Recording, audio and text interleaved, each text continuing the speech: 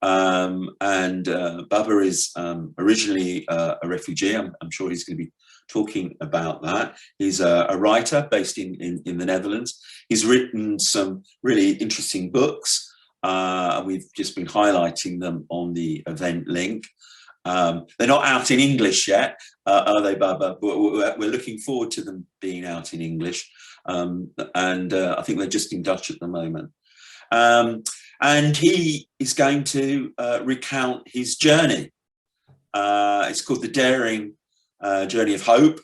And it's all about Ubuntu. And he's going to talk about Ubuntu and why he thinks that whole concept is so important collectively to humanity going forward. So, Babah, a really warm welcome. And over to you for the next 20, 25 minutes. And that we'll look forward to hearing what you have to say. Thank you. Thank you so much. Thank you very much, all of you, for taking your time, precious time to come and listen to me.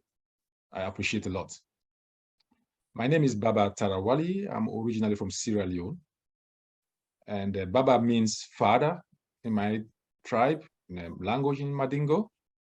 And yeah, so I've been in this country in Holland for the past 25 years.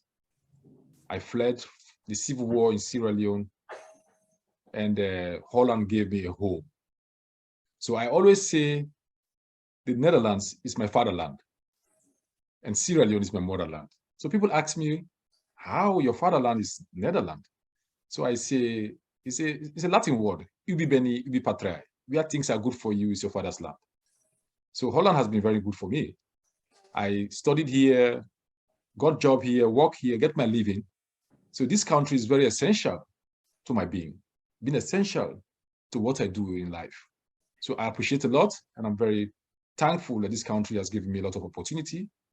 The struggles, I'll come to that later, but I'm thankful. And so Sierra Leone is my motherland. We say when things are difficult for you, you go back to your motherland. You know, I could remember when my father and my mother, when they have some problems, my mother would go back to her village, to her mother. And then we say she's going back to her motherland. So that's the difference for me. So when I came to Holland, it was a struggle because I took 7 years in the asylum center before I got my stay in this country. It was not easy because when I came to this country, at that time, there was war in Somalia, Yugoslavia. You can imagine at that time, a big war in Europe.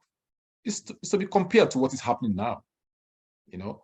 So when I came, it was not easy because our stories were never believed. The story of Africans who flying away from their countries because of war, we are not believed. You know, we had to stay for long in the asylum centers. It's not like now when people from Ukraine comes and get immediate status. It's a different situation.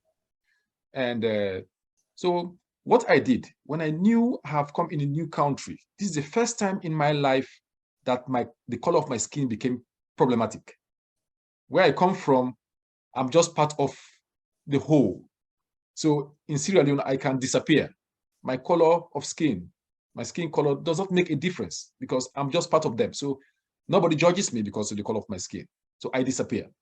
But in Europe, where whites are the majority, I will never disappear. And I have to accept that the color of my skin will always make me somebody who becomes seen as exotic, somebody who is not from here, somebody who is the other. That otherness, you know, the different we and them. I felt it more here, and that has to do with the color of my skin. So, like Mark in the beginning, you said Babah has a refugee background. It's true, I have a refugee background, but I always try to give the narrative that I'm an expert, I'm a writer, I'm a journalist, and not a refugee. So people say, "What, you are a refugee?" Yes, I flew my country because of war, but that whole thing, calling me a refugee and putting that on me all the time, it's very frustrating for me because it makes me feel in a space as somebody who is a victim all the time. And I don't want to be seen as a victim all the time. I want to be seen as an expert, somebody who is equal. Because let's just say this, when white people go to Sierra Leone or Africa, they are experts. But when we come here, we are migrants. So you see how the framing goes. And that has been very much problematic in my whole life and story. You know, before I became a journalist and write columns for one of Dutch biggest newspapers, Trouw, and I vent out some frustrations, how we should come together, how we should find that ground, because there is a bigger space in the middle to meet each other. You know, so I'm more into the middle because I see there are a lot of left extreme, right extreme, and the polarization. So for me, it's very comfortable for me to be in that middle, because that's where we have a lot of space to share, you know. So talking about my journey, the war, many people knew about the war in Sierra Leone, and it is a war that has got a lot of things on me because I saw a lot of things happening. I saw killings happening. I saw people being mutilated. So that has been a trauma. But when I came to Holland, I decided to use that trauma as a strength, as a way also to write my stories, to write my books, to tell the world, despite all these things that's happened to me, I could stand up and still be strong. So I always say, I have belief in people who fall down. When they fall down, they get up. These are people I have respect for. You know, when you fall and you get up. So in my situation, I fell and I got up. And I'm doing extremely well in Holland. And that has to do also with my character. And because I believe that when you come to a country, the people you meet in that country are going to change your life. You need them. I cannot come to a country and say, I don't need the people. I need them because I came from the we society. We are family, friends, relatives, people in their environment. They are so important for who you will become.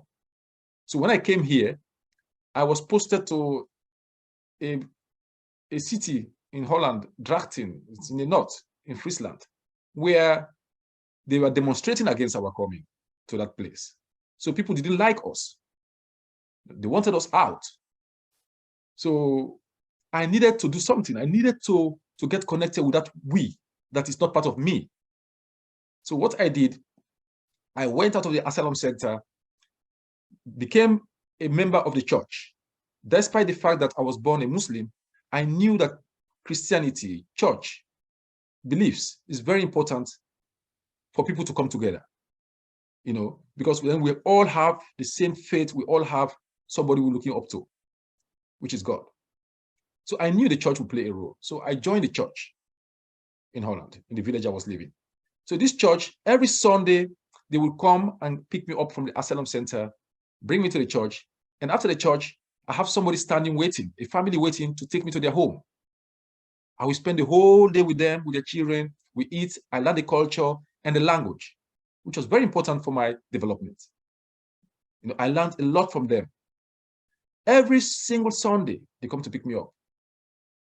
So, which was very important for blending into the Dutch society. And then I thought also, sports is very important. You know, so I joined a football club, you know, in Drachten. So when I joined this football club, these were young boys with the same age group. We became friends. And that also helped my network. And then I also joined a volleyball team, which were more older people. I call uncles.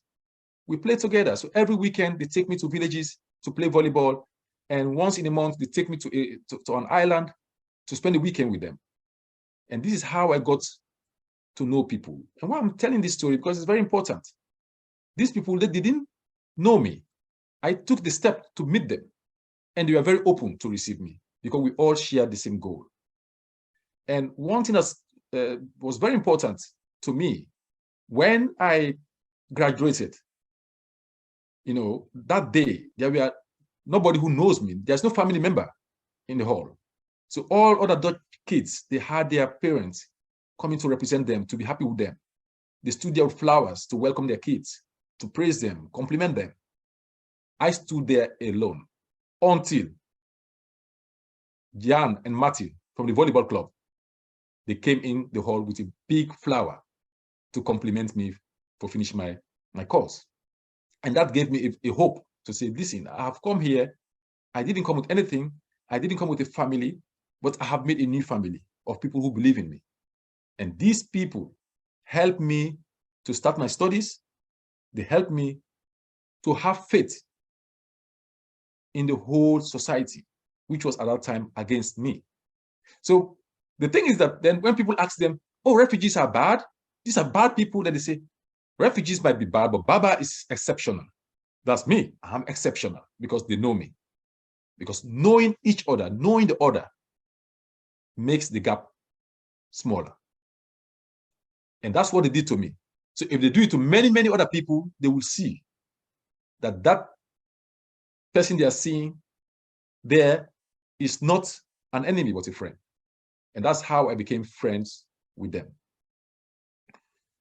So the asylum center in Holland was not easy at all. As I said earlier, 7 years of my life there without papers.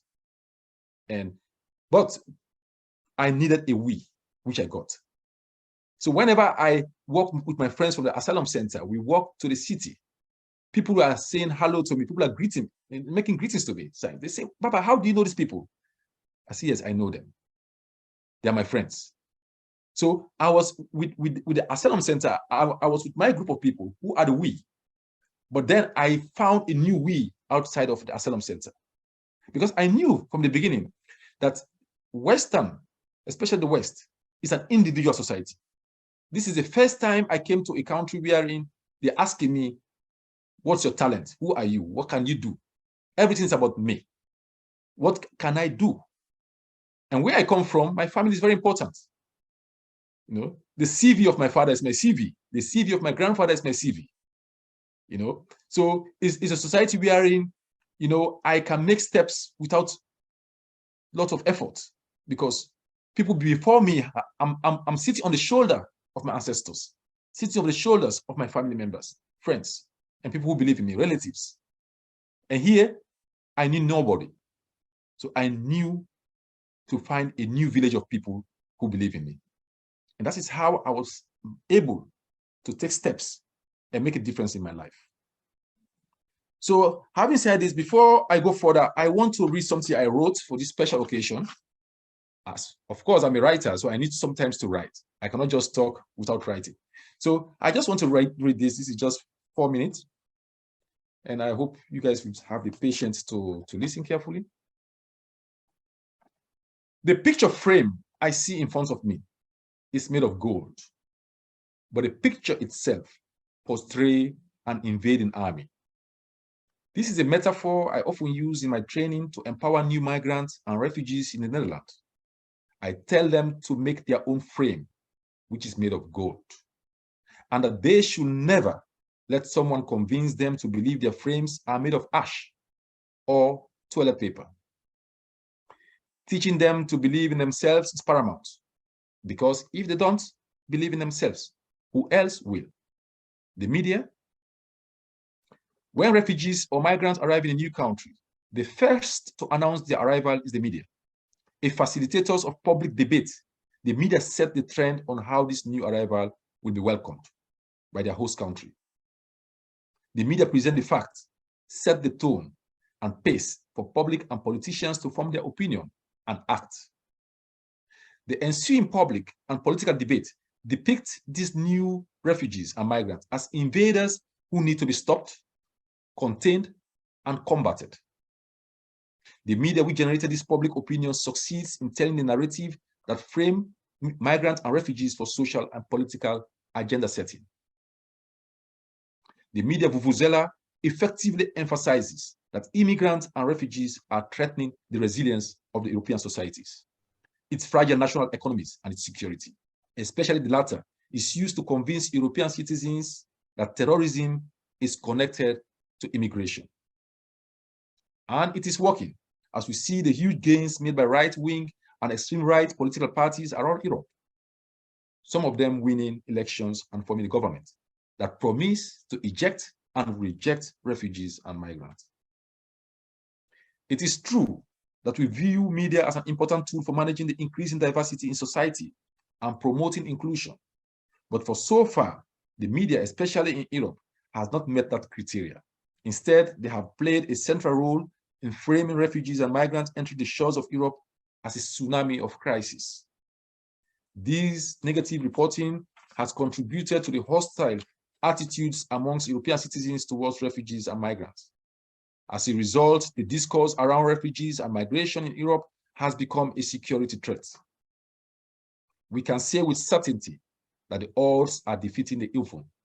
The few organizations coming to the aid of refugees are either getting fatigued, frustrated, or losing subsidy from government that is becoming more hostile to refugees and migrants. It seems as if there is no way back, turning the tide from worse to bad and to better. We cannot hope alone on the media to start reframing a frame they had built the picture that shows a dangerous invading army. Migrants themselves should start building a new frame with a picture telling their own story from their own perspective. As the old adage goes, if the lion does not tell its own story, the hunter will. So I wanted to share this short note I made for you guys, because it is my driving, it drives me forward. It makes me take action. It makes me start to think differently. What is my contribution? What can I do? This is the question each and every one of us should ask. What can I do to change the narrative? What can I do? We all have a calling for that. So for me, I use the Ubuntu philosophy. I study philosophy, and Ubuntu has been, for me, a philosophy, an African philosophy, which was part of me without even knowing the name Ubuntu. I grew up in a family wherein my grandmother, taught me all these Ubuntu practical experiences, which I am now using in my own life. And when people ask me, come talk about Ubuntu, I almost never use the theoretical part of it. I use the practical experiences of Ubuntu. For example, I could remember when I was a very small boy. I was 3, 4 years of age. I came from my mother and my father. They brought me to my grandmother because my other sister needed my mother more. This is another type of tradition, but which most Europeans will not understand, because I grew up with my grandmother. After 2 years, 3 years of age, my mom brought me to her because she had a lot of kids to take care of. So my grandmother needs to help. So I was with her, and I brought a lot of clothes with me. But when I came to this village, my grandmother decided to share all my clothes to other kids who didn't have much, and my shoes. And I was very angry as a kid. I was crying why you should give my things away. Then she told me, Baba, you will never miss them. After some days, you will not miss them. And it happened. I never missed them. And I was even happy that my friends were using my clothes and my shoes. And my grandmother taught me also that you eat what you grow. So she has a garden, and the food comes from the garden. So talking about the climate, I'll come back to that later, the environment. This is all part of the Ubuntu philosophy. So, but there's one thing I want to make clear. Ubuntu is a gift from Africa to the world, and we should try to embrace it. We should not kick back, fight against it, but embrace it, because it is humanity at its core. So let me just say what few things I know about Ubuntu. Ubuntu is a philosophy that says, I am because we are. You can only be a human being if you accept that other human beings are human beings. If not, you are not a human being. Let's take slavery, for example. It was only possible to have slavery when the slaveholders decided to see Black people as not humans, as no humans. That's when the church, even the church, will clarify, if they are not humans, then we can accept slavery. But their humanity should be neglected or not accepted at all. So that's when slavery started, when Black people were not seen as human beings. So when you cannot see the other as a human being, your humanity is also at stake. You cannot be a human if you cannot accept that I'm a human. So this is very essential. seeing each other as human. So the first thing you see, not the color of the skin, you see a human being in front of you. Then from there, you start, it's a point of departure, seeing each other as human beings. So when you look at Ubuntu philosophy, you think about 3 pillars. It's standing on 3 pillars. The first one is about the unborn. The keys yet to come is very important in Ubuntu. The second is the living. We, the living. And the third one is the living dead. We never say the dead, we say the living dead, because we believe that that living dead is part of us, it's coming back. So there is a circle that living dead comes back as the unborn and connects to the living and goes back to the living dead and comes back. So we go into circle. And that is the reason why we have so much respect for the ancestors, the people who were before us. We have a lot of respect for them because they will come back. So when you look at this circle, then one thing should come to mind. Why is it important to keep the earth, the climate, to keep the earth intact? Because you will come back and see the earth that is spoiled, that you destroyed. You come back to reap, to see the benefit of that, what you left behind. So when you have this consciousness that we are interrelated, anything you do is connected, then you start to have the perception that your being as human being is depending on the other. So something happened to me a few months ago. I go to the gym to train. Every time I go, I greet people. I say, hello, how are you guys? You know, sometimes our Dutch friends or people, they have some problems with it. I don't know what happens, but when you say hi, hello, they will say, what do you want from me? Why are you saying hi to me? Is that a problem? You know, because people will be the whole day, they never spoke to anybody. There was a television program I saw, an old woman crying that she's dying of loneliness because the whole day she has not spoken to anybody. You know, that is almost impossible in the Africa context. And that was also the reason why it was so difficult in the corona time to have contact tracing in Africa. Because in the morning you wake up, before the evening, you have shaken hands with 300, 400 people. So how can you make contact tracing? It's almost not possible. You know, so this fitness center, I greet people. I like saying, hello, how are you to people, my neighbors. So this man in the gym, I come every time I see him there, when I come to dress in the dress room, I say hello to him and he never answers. Some people answer, but he never answers. So one time I was there, only the both of us, only 2 of us. I said hello to him, he never answered. I went closer, hello, he neglected me. Then I said to him, I said, mister, I always greet you and you never answer me. Let me give you an example. Suppose something happened to you now. You have a heart attack. A heart attack. What do you expect of me? Do you want me to help? Call the ambulance, help you, to resuscitate you, to save your life. That is the time, if that happens, that is when you will understand that my humanity is connected to your humanity. So it is very important to know that the person you greet today on the street might be a savior for you sometime after. That person might be a savior. It doesn't cost anything to say good day to somebody, to a friend, to somebody in the neighborhood. It doesn't cost anything.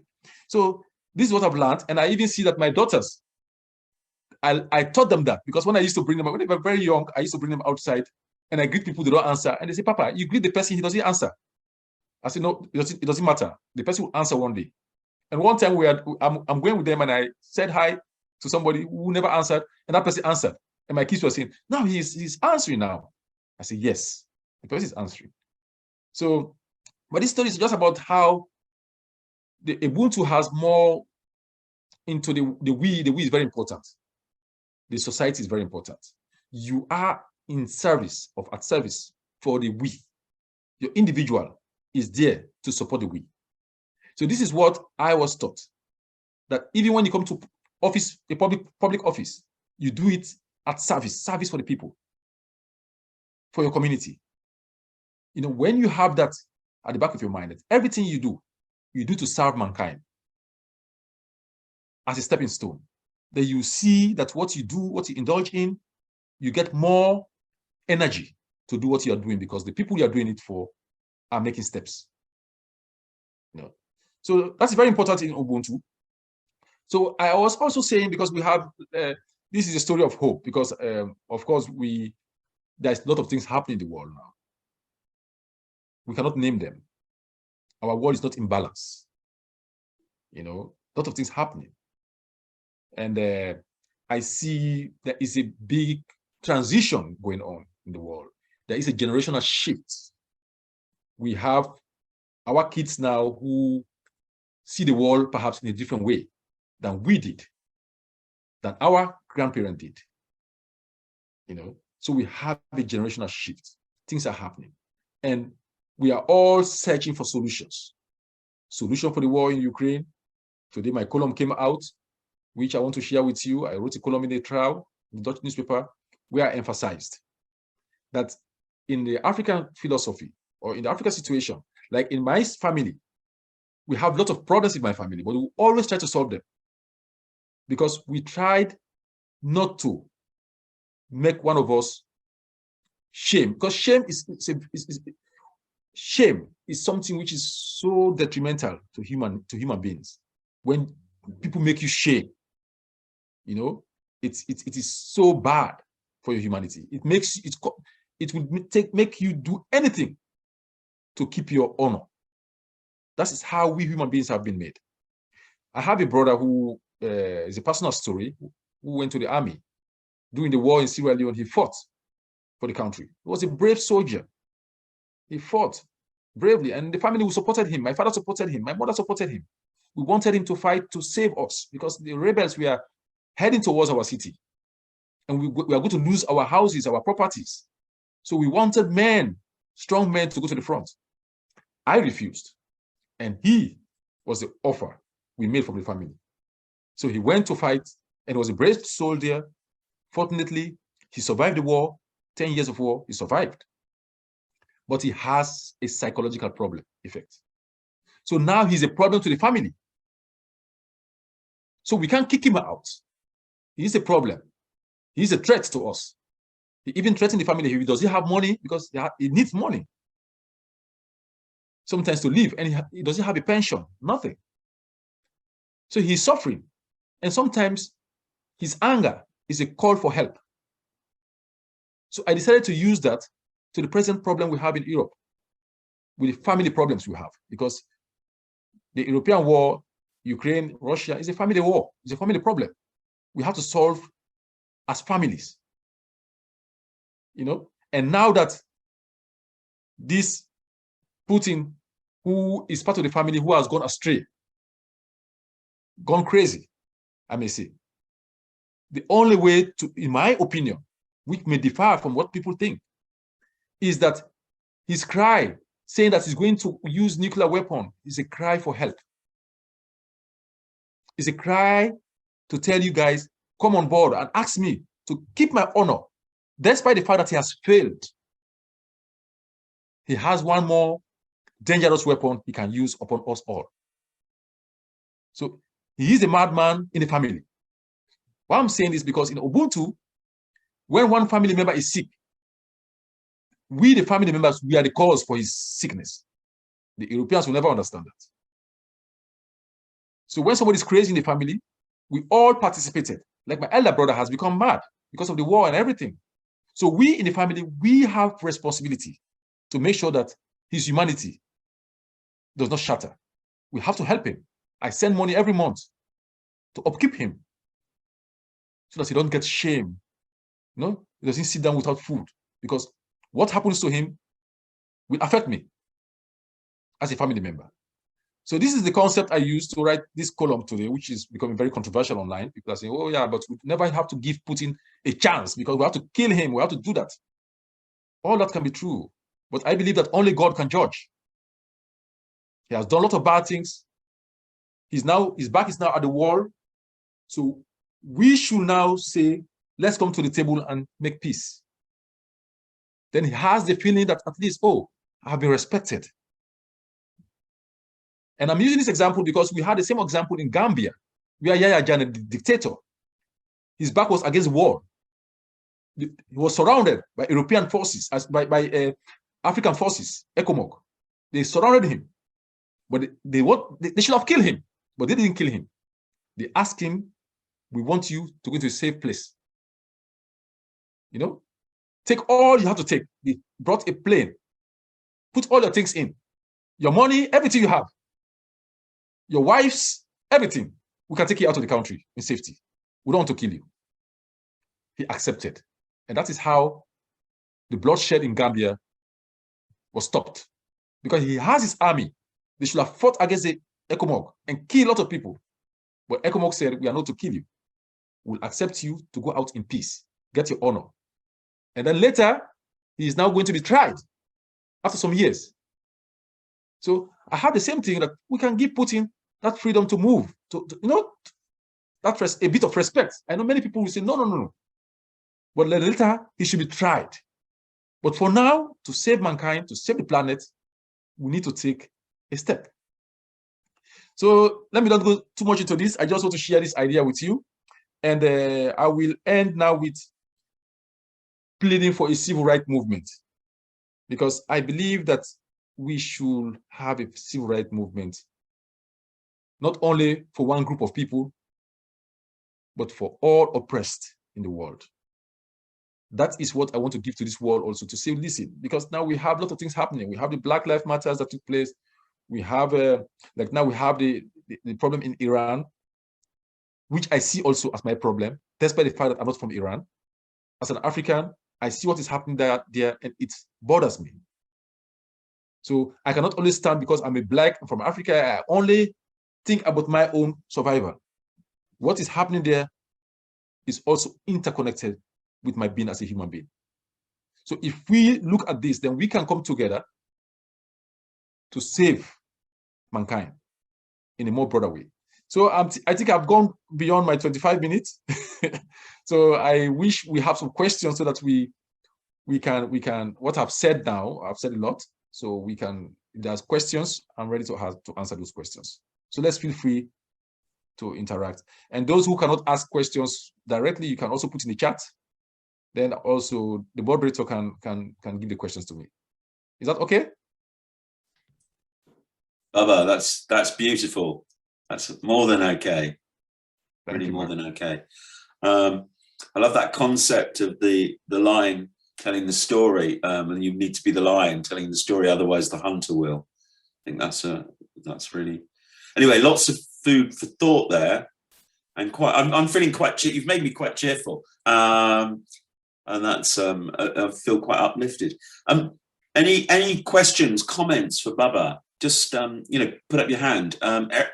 Enrique, please. Yeah, thank you, Babah, for a really invigorating talk there. And I just wanted to find out, I mean, what kinds of columns do you write? What are the topics that you write about to the Dutch public?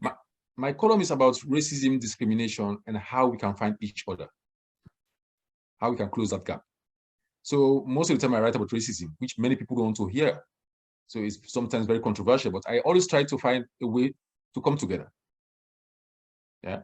And yes, even 2 days ago, I was in the Radboud University in Nijmegen talking to students about it. You know, sometimes I feel that as a Black person talking about racism, it should not only be about my color of skin, racism and discrimination, because it's broader than that. So I should start to think that it's not only about me, but discrimination is also about people who are enabled. People have problems, can be man, woman. So it is broader. So the more we think broader, the better, because then I have to not only think about myself, but a much broader group of people who I have to represent. So that is what I write about. And I write essays, and I write about migration a lot of time. My books are about more migration, stories of migration, and the impact it has on your life. So that is it, Enrique. Thank you, Babah. Thank you, Babah. Sorry, did you want to come back, Enrique? Yeah, basically, how has the public taken your stories? Do you get a lot of mail, email? How do they react to it? And yeah, that's good one. In the beginning, it was heavy. It was one of the most, I even decided to quit. One time I said, no, I cannot try it anymore because it was so toxic. Anytime you write something, you have lots of attacks, emails. I don't read it. So I decided to go, not to be on Twitter, because we have war in Twitter. So to keep my own, to be sane, I have to go away from Twitter so that I don't see those messages, and social media. But as time goes on, I have noticed that a lot of things have happened, especially with George Floyd. And you see also with the Me Too, and you see the Black Lives Matters. There is a change into the head of lots of people who had a different way of looking at me, now see the question of racism as acceptable, that we should talk about it. Before, it was not acceptable to talk about it, but now the threats are lesser. Then I see there is something happening in our heads. There is some agreement with ourselves that these people who are complaining, you should never disagree with their experiences. That's one of the things which we do as mistakes. That when somebody said, this happens to me, they say, no, it didn't happen to you. You are just exaggerating. You are refusing to accept other person's experience, and which is very painful. So now I see a transition, which is positive. And I think that people are accepting now that these things are real, they happen to people, but what is in the way forward? How can we go forward to meet each other, to really have this agreement between each other that we should not be discriminating, we should not be hating each other.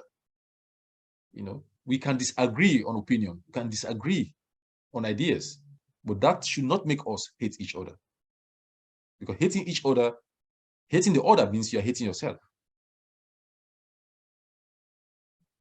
Thank you, Babah. Sorry, I don't know a friend's name here. It's from Trans-Euro Hollies. Please, your question, your comment. Yeah, thank you very much. I don't know if this is more of a question, but I think it's more of a reflection, because I was just listening to your story. Anyways, I'm from Sweden. I work as a project manager in that organization that you're trying to pronounce there. And your story kind of, I see myself in your story, because I also moved to Sweden, though I've only lived in Sweden for 6 years now, but I have my permanent residency and all this type thing. It was not as difficult, but going to the migration, to the asylum camp, leaving the camp to join the church, to join the local football team, all this was also the route I took, and learned the language, and it took me 2 years. So that was much, much faster. And also listening to you talking about, I think it's just a reflection from the European society about self. I live in Sweden, where you can live in a place for 10 years without knowing your neighbor. You wake up in the morning, you say hello to people, people ignore you. And I always tell people, it's always good to get to understand, know the culture of the place you live in. But I tell people, this is a culture, this is something I would never get used to. It's impossible for me to wake up and not say hello to my neighbors. I cannot get used to that. So this is the same thing I do. I'm in your face telling you good morning. It doesn't cost you anything to say good morning. It doesn't cost you nothing to say good morning back and go your way, right? But where I would depart company with you a bit, reflection, is when you use the Putin analogy. I think when we're looking at things, we always have to step back a little bit, look at the bigger picture, and think about the root causes of why things are happening. I by no means support or support the way he's going about the whole thing, but I just think it's always good to step back and understand or reason beyond the surface and look at root causes of problems and see how you can solve the root cause instead of just treating the symptoms, right? So this is just a reflection and a food for thought. So that's why I leave it. Thank you very much for your reflection, and of course what you said we share those experiences. And to be honest with you, it has to do with the color of your skin. If you are from France, you are white, you are in Sweden, most of those things you are facing, you should not have faced them. So, and being afraid of the other because the other is different than you. That has been the problem, which, you know, humanity, we should see each other as humans. Doesn't matter the color of your hair, the color of your skin, we are all humans. So I'm happy that you agree with me on that. And the second part of the Putin analogy I used, for me is, of course, I agree on some issues that it did not happen, it did not just stand up and say, I'm going to do what he did. This is something which has been for a long time. It has its history.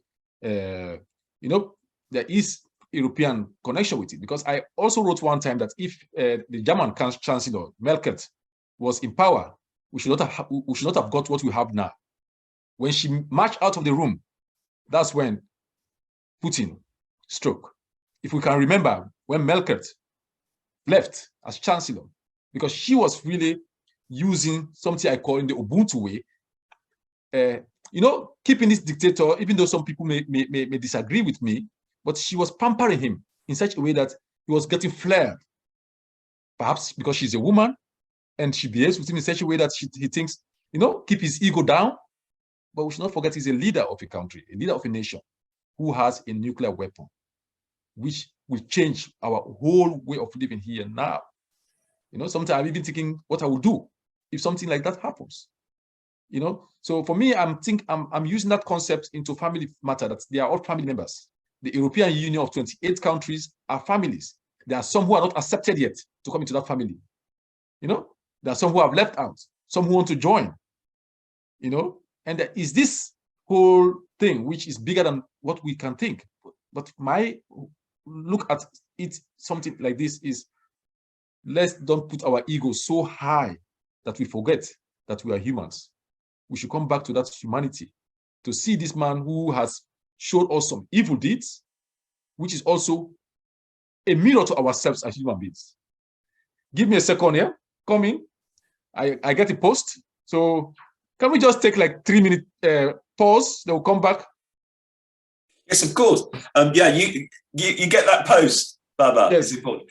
Okay, let me take a pause. Because I can say, I've just put in the chat a little bit about Babah that we got from a website, and maybe if he could share his trail that he's doing around refugees and racism, so we could just share that, and that would be really good. I've also put in the chat the fact that this is our open session of ENORB, you know, European Network on Religion Belief, and we've just got a quick little survey link there, and we're quite keen to find out, you know, what are the concerns, what are the issues that really, you know, that are alive to you in the context of European work.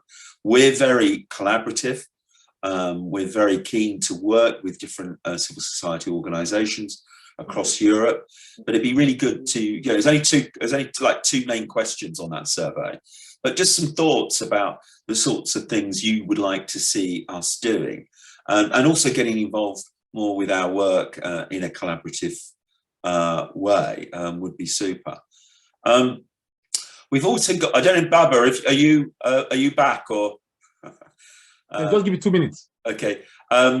Is there any questions while Babah's sorting the postman out, or postwoman? Is there anything people want to say about the European Network on Religion Belief, the work that we're doing? Any comments?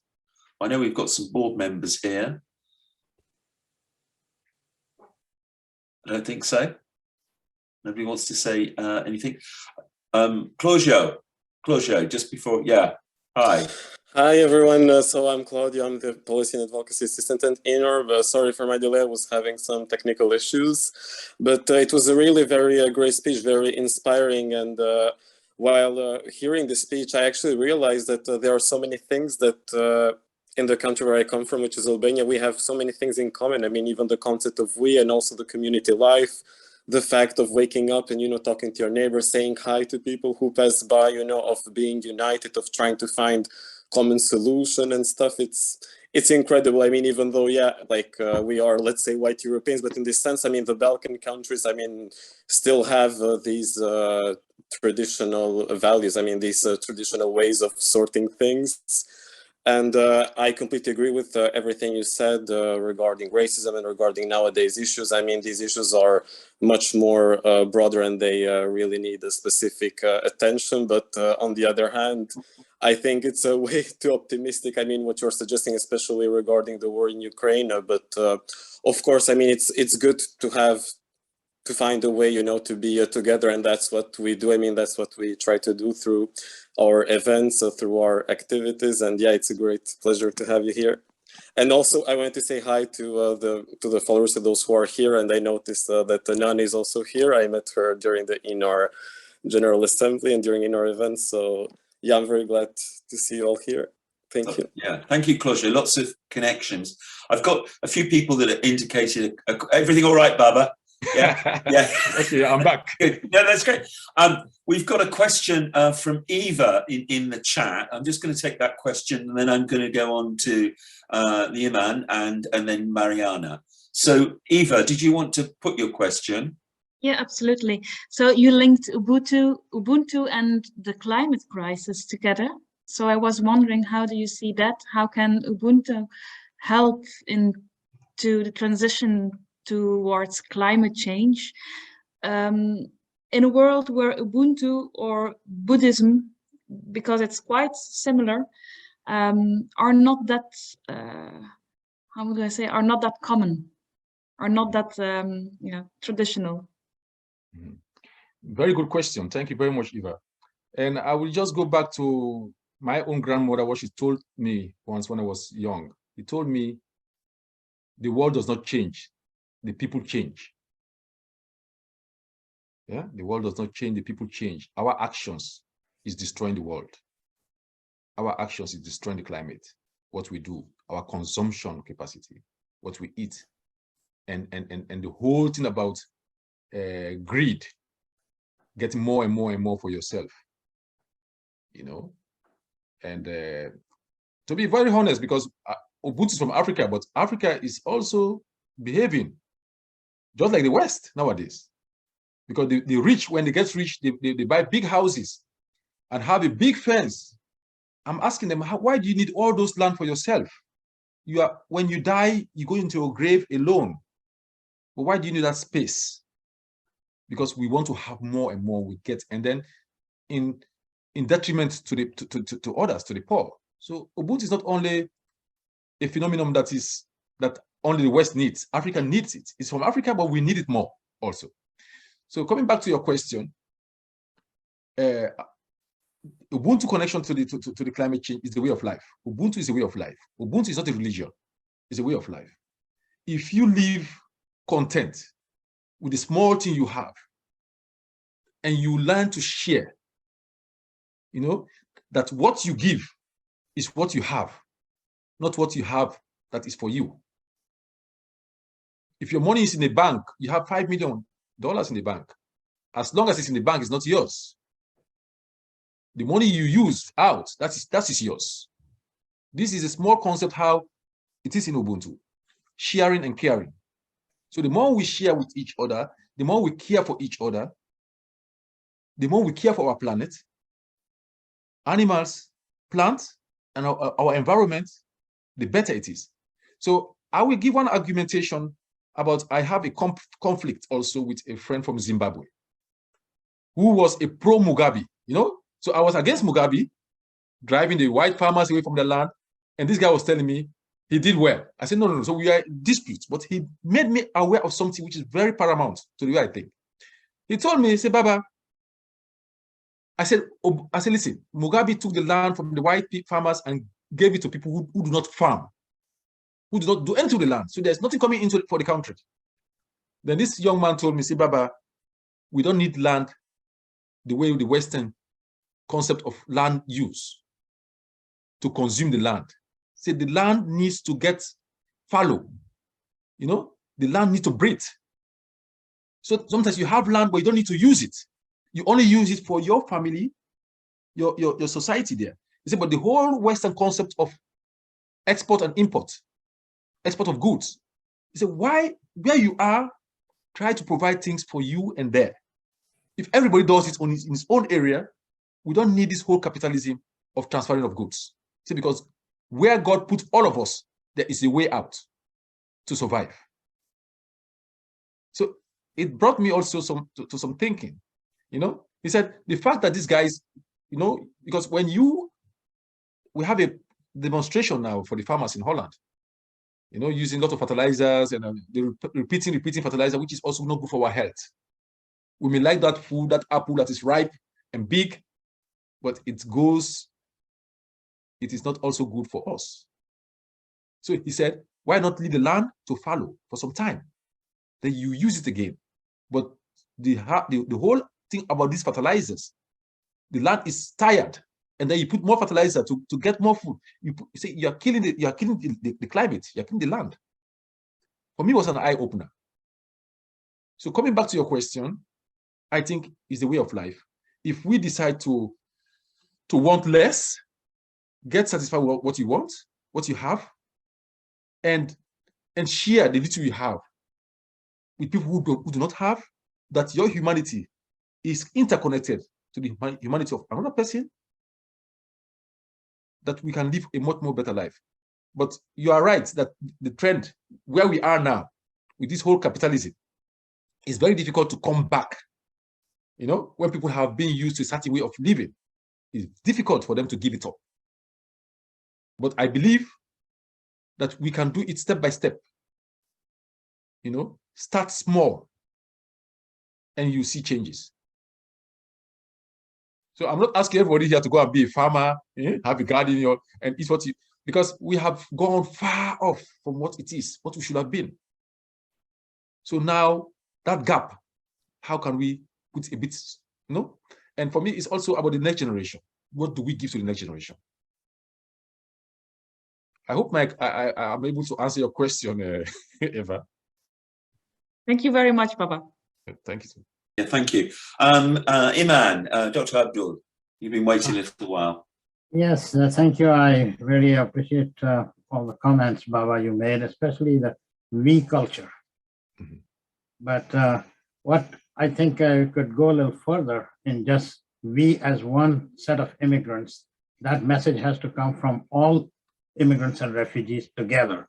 Yep. So there's often rivalry or kind of isolation, not cooperation among the different refugees or immigrants that Canada has accepted, and they are very open to accepting refugees. But over here, discrimination is very subtle in many cases. They would accept on a humanitarian basis, but then the immigrants have to struggle. But if all immigrants come and promote this message of we together, I think we will achieve far more harmony. And since 9/11, I've been giving the same message, that see everyone as a human being before you put any label on it of racism. Mm-hmm. So we created an organization to promote human values. But after the 2 or 3 meetings, one of the person who was given the responsibility said, "What is this a person of another faith doing here at the table?" So there is this inter-religious discrimination, inter-racial discrimination among the immigrants or refugees. And that has to go if we want to be accepted and live together as one community. And so that, I think you have given a very powerful message in that respect. Thank you very much, Imam. And I think when you are telling this story, I'm just thinking about my book I wrote about trapped in black-white thinking and how we can escape that black-white thinking. Mm-hmm. Because when I came to this country also in the 90s, I said in the beginning of my speech that people from Sierra Leone, Africa, did not get status. They were giving status to people from Iraq at that time and Afghanistan. There was war there, and those were the government policies. They gave them status, and we didn't have status. So we have this division in even the asylum center. We have division of who is getting status and who is not getting status based on nationality. So that brings imbalance into that whole group's mentality you are talking about. Because the fact that you can get because of your nationality and me cannot get, which of course, refugees is not only about nationality. It's about your individual problem you have of life, leaving your country. You know, you have a problem. So they should not say because you are from Syria, you should get, or you are from Ukraine, you should get first, because you are from there. They should do the individual story. We are not doing. So they brought division between us, hate between us, seeing that this person coming, he has a chance, and I don't have a chance just because I'm from Sierra Leone, but we are all from war. You know, why don't you accept mine? So why I'm saying this, because we have policies in Holland also, we are in the subsidy giver, discriminate. They will say we'll give the Kurdish organization money, and after 2 years, they take the money from them. They give it to the Turkish organization, you know? So they leave them out.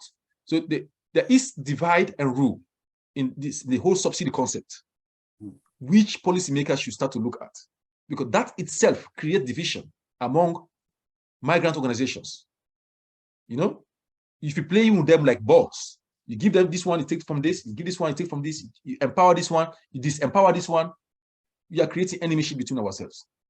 So, and that is a very big theme I've been talking about in Holland also, because before in Holland, for example, we have what we call self-organizations. Governments used to give money to all organizations representing different nationalities or countries or organizations, small money, you know, but some years ago, it was stopped. They pick and choose who to give. So that I saw imbalance into that. The last one I want to talk on is that bond you are talking about, how to come together as we, you know, and that's why I talk about the civil rights movement, creating a bigger civil rights movement to know that we cannot be divided if we want unity.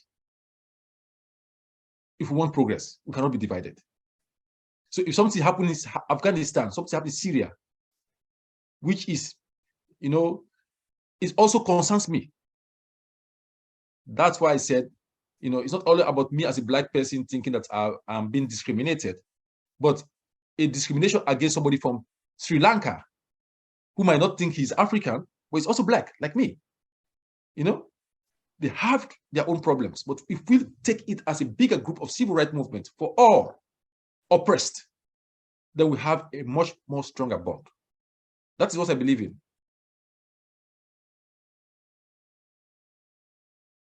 Thank you very much, Babah. That's really, really inspiring stuff.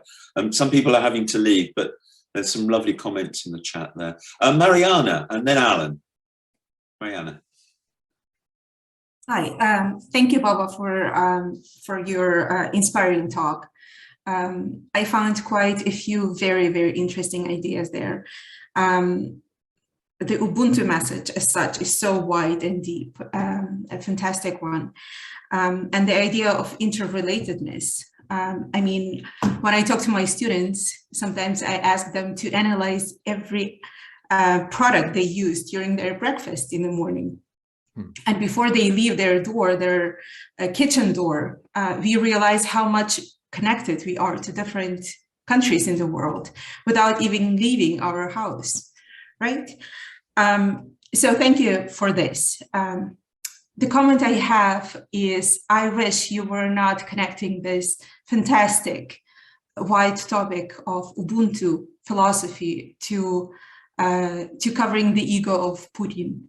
I'm Ukrainian myself, so you can imagine how I was listening to your perspective on this war. I see that story completely differently, maybe because I know the history, maybe because people that I know are being tortured as we speak by people of Putin.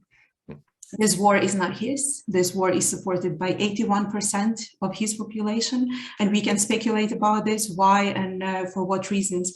But I wish you explore that topic about Ubuntu philosophy in terms of solidarity that many countries are showing now to humanitarian crisis, Ukrainians including, but also people from many other countries that are victims of injustices and cruelty and violence. And what I do wish is that we do not become competitive in victimization, I suffered more or somebody suffers less. I think this is not what that is about. What Ubuntu philosophy is, and forgive me if I'm wrong, is about looking for a common goal in which we can really strive towards unity. Because talking about unity is nice, but everyone has their own goal, and sometimes they're not the same. So I think we need to be more practical about this and more concrete. But thank you so much for your talk. It was fantastic. I enjoyed it very much. Thank you. Thank you. Thank you very much, Mariana, and thank you for all the praises, and thank you for the understanding. And let me just get back to that point of Ukraine and Russia. Don't mistake me.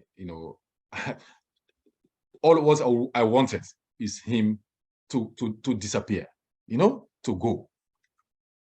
And in as much as I want that, from the bottom of my heart,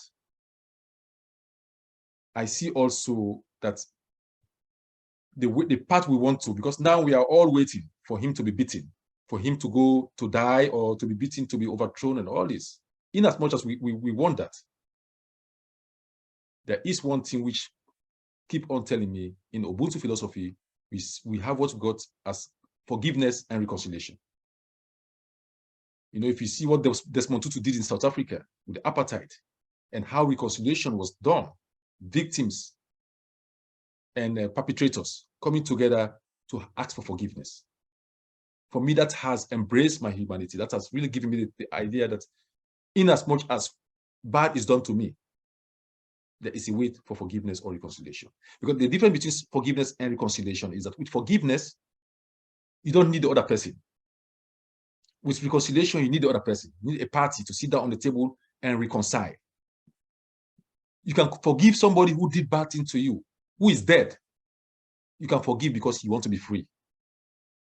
So the forgiveness, in terms of looking at what is happening, you can forgive because you want to be a human. You want to be free and live.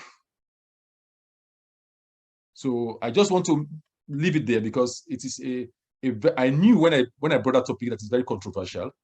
And even now, as we speak on my pages, there is a lot of arguments, just like what you are saying. People are saying we don't need that guy to even talk to us. But sometimes in life, you have to step back and look, and emotions and empathy, because all what we have is emotions now with the situation, the torture, all the problems he has created in this world, and I feel really pain when I see what is happening in the world. But we can go worse than this if something is not done. And what should be done, we need to find wisdom. And we hope that God give us that wisdom to solve this situation in a better way. Thank you. Thank you, Babah. I join you in your prayers for that. And maybe just for your information, there was a series of videos shot about reconciliation and forgiveness in the context of war in Ukraine. And I insist we call this war in Ukraine. It's not a Ukrainian war. So I'm going to leave a link in our chat where it was also with me when I was asked to speak about reconciliation in that context from the Christian perspective, just, okay, in case you would like to see that. Thank you very much. Yeah, thank you very much, Mariana. Let's share that. I was going to think, Babah, if you could also share. Sorry, I think you were dealing with the post issue, but share the discussion link that you're having with people around that, so that we can have a look and maybe be party to that and to share that as well. And also the words that you kindly wrote for us, if you could send them to us. I mean, we'd like to do something with them on perhaps on the website or what have you. Yeah. Thanks. Alan, sorry, you've been waiting a little time. Alan Murray.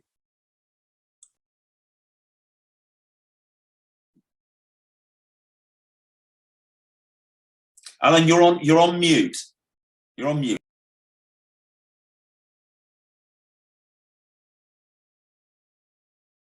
Unmute. Okay, can you hear me? We can hear you now. Yeah, loud and clear. Good. I did find this a very, very powerful exposition of Ubuntu, and it taught me a lot that I didn't know. I just wondered, from the point of view of interaction between faiths, how much you thought the philosophy shares with some of the great other religions. For example, in Christianity, we have the words of Jesus about who is my neighbor? My neighbor is anyone who needs my help, and about sharing the small things that you have, you share with your neighbor. And then there is the speeches of, or the sayings of Muhammad, where he said, I have created you all in your different tribes so that you may live and share with one another.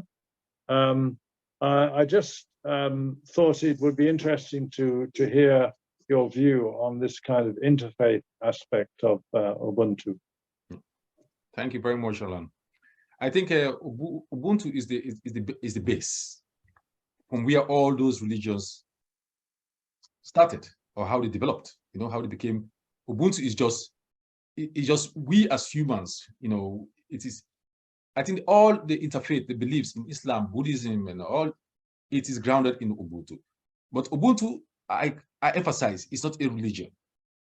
It is more of a way of life, a spiritual connection to yourself.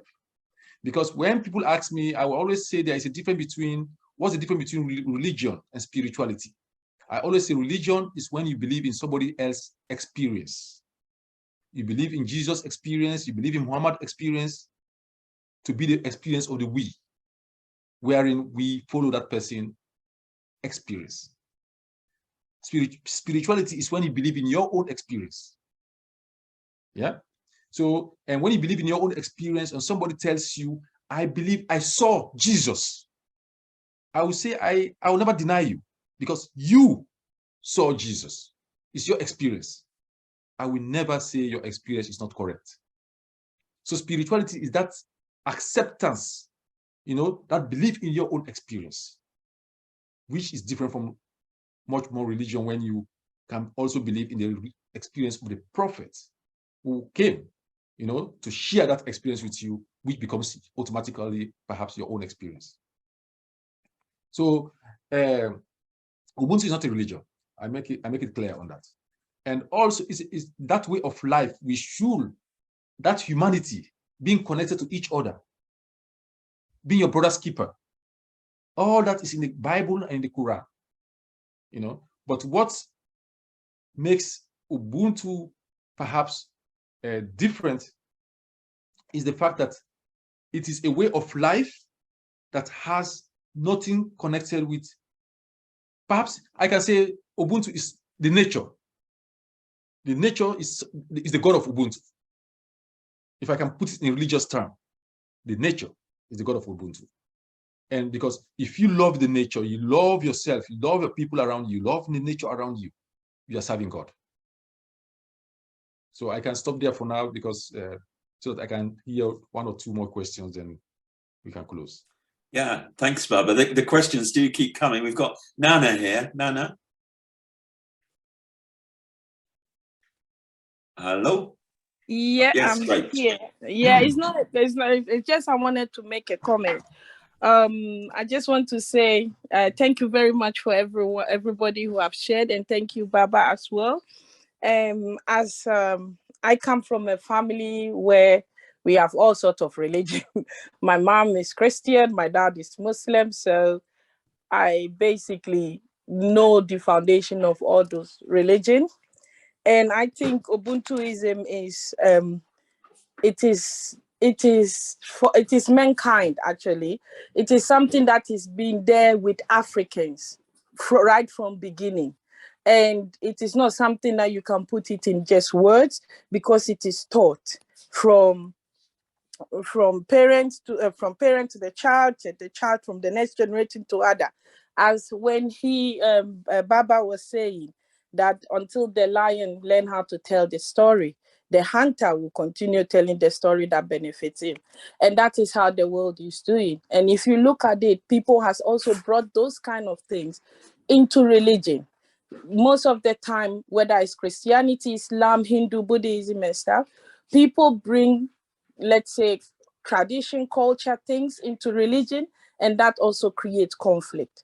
So when we are looking into things and we want to really make a difference, I think sometimes we need to go back to our spirituality being and also our religious books in the beginning, not the ones that has been altered, to look at how they used to use religion to actually bring peace to people, and not religion is not something that brings war or divide and rule.